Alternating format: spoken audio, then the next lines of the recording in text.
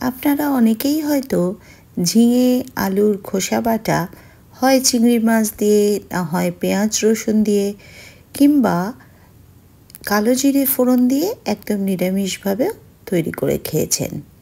কিন্তু এই খোসা কখনো কি মাছের তেল দিয়ে খেয়ে দেখেছেন? চলুন, আজ আমি মাছের তেল দিয়েই তৈরি করব এই খোসা বাটা। আমি শুক্লা ব্যানার্জি আবারও একটা নতুন রেসিপিতে আপনাদের সবাইকে স্বাগত। আজ তৈরি করব মাছের তেল দিয়ে ঝিঙে আলুর খোসা বাটা। কাঁচা লঙ্কা নিয়েছি আমি 4টে, আপনারা ঝালটা আপনাদের পরিমাণ মতো নিয়ে নেবেন।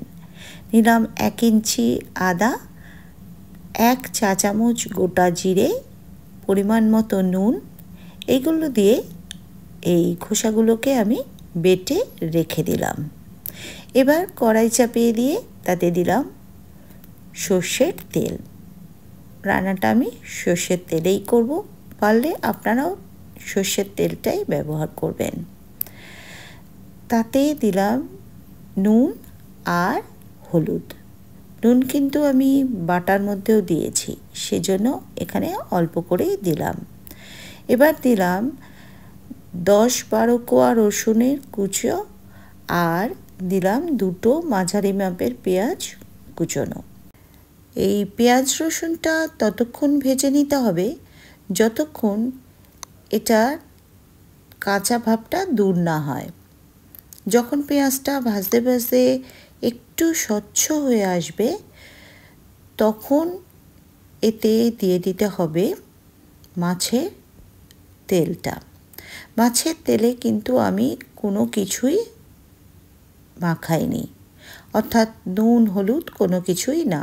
আমি নুন হলুদটা তেলের মধ্যেই দিয়ে দিয়েছিলাম। আপনারা আলাদা করে মাখিয়ে নিতে চাইলে মাখিয়ে নিতে পারেন। এবার দিলাম বেশ কিছুটা শুকনো লঙ্কার গুঁড়ো। এই রান্নাটা একটু ঝাল ঝাল হলে খেতে বেশি ভালো লাগে। ভিডিওটা শেষ পর্যন্ত দেখে যদি ভালো লেগে থাকে তাহলে লাইক, কমেন্ট, শেয়ার করতে ভুলে যাবেন না। যদি ফেসবুক বা ইনস্টাগ্রাম থেকে দেখে থাকেন তাহলে ফলো করে পাশে থাকার চেষ্টা করবেন। আর যদি ইউটিউব থেকে দেখে থাকেন তাহলে সাবস্ক্রাইব করে উপরে থাকা বেল বাটনটা একবার ক্লিক করে দেবেন। তাহলে যখন যা ভিডিও আমি আপলোড করব আপনাদের কাছে নোটিফিকেশনটা পৌঁছে যাবে। পেঁয়াজটা ভাজা হয়ে গিয়ে যখন তেল ছেড়ে আসবে তখন এর মধ্যে মিশিয়ে দিলাম বেটে রাখা ঝিঙে আর আলুর খোসাটা।